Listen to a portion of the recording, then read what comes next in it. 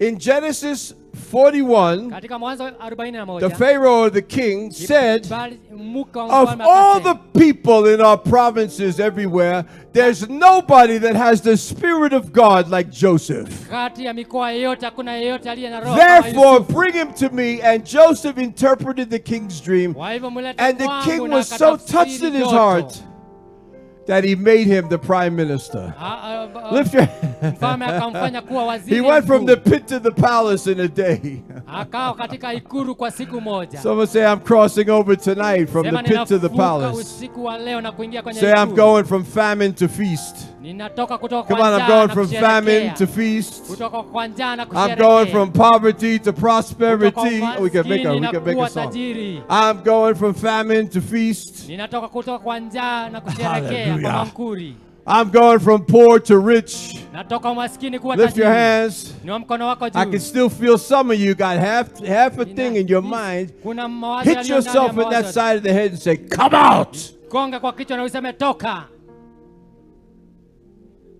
Devil mindset, wrong Mawazo ya thinking, wrong shetani theology. ya kusikiza vibaya, mafundisho mabaya. It's been said by great, astute, successful people Imesemekana watu waliofanikiwa that to learn, you also have to unlearn.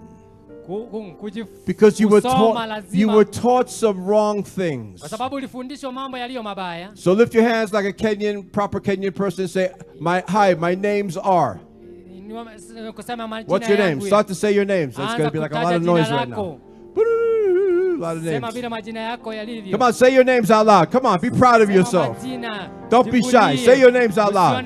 What's your name? I was in a meeting and a lady came up to testify and she goes, hello, my names are Helen. I thought names are, no, name is Helen. But she had more names, you know. But as I close for this session, and I'll be back again, praise the Lord. Can we give the Lord some praise? As Apostle is coming, let me give you a new name. Everybody stand on your feet and let's welcome the Apostle. I want to give you a new name. Put your hands out in the spirit realm toward me right here toward this altar. And say, my name is Success. I crown you with a new name as another name to your other names. My name is Success.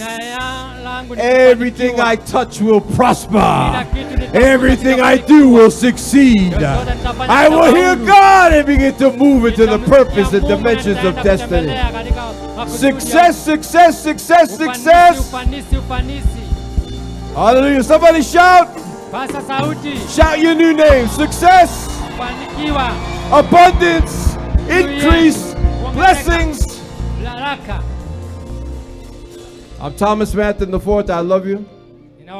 Do you love me? Do you love your apostle? Can we give the Lord a hand of praise for what God has done? Praise the Lord. Wacha tumshangilie Bwana.